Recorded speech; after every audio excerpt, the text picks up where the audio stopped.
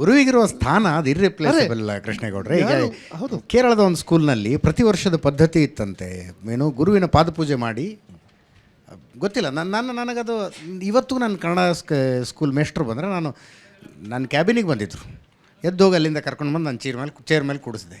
ಪ್ರಾಥಮಿಕ ಶಾಲೆಯ ಶಿಕ್ಷಕರು ಅವ್ರಿಗೆ ಕಾಲು ನಮಸ್ಕಾರ ಎದುರಿಗೆ ಬಂದು ನಾನು ಕಾಲು ನಮಸ್ಕಾರ ಮಾಡ್ತೀನಿ.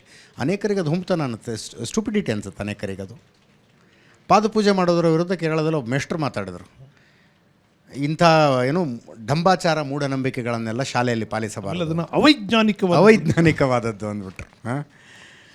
ಪುಣ್ಯ ಅಂಥ ಪರಿಸ್ಥಿತಿ ಅಂದರೆ ನೀವು ಗಲ್ಫ್ನಲ್ಲಿ ಏನು ಹೇಳಿದ್ರಿ, ಅಮೇರಿಕಾದಲ್ಲಿ ಏನು ಹೇಳಿದ್ರಿ, ಆ ಥರದ ಪರಿಸ್ಥಿತಿ ಇನ್ನೂ ಬಂದಿಲ್ಲ. ಆಮೇಲೆ ನಮ್ಮ ವಿವೇಕ ಗೈರು ಹಾಜರಾಗ್ಬಿಟ್ರೆ ಎಲ್ಲರೂ ಅತಿಗಳಲ್ಲಿ ಮಾತಾಡೋಕ್ಕೆ ಶುರು ಮಾಡ್ತಾರೆ. ಹೌದು ಹೌದು, ಎಲ್ಲರೂ ಇವರು ಹೇಗದು ಈ ಎಡ ಬಲಗಳು ಎರಡೂ ಅತಿಗಳಲ್ಲೇ ಮಾತಾಡ್ತಿವೆ.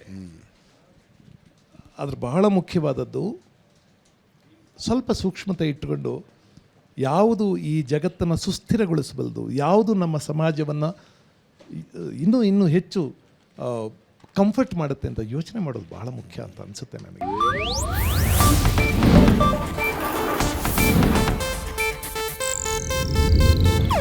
ಇದು ಏಷ್ಯಾನೆಟ್ ನ್ಯೂಸ್ ನೆಟ್ವರ್ಕ್ ಪ್ರಸ್ತುತಿ.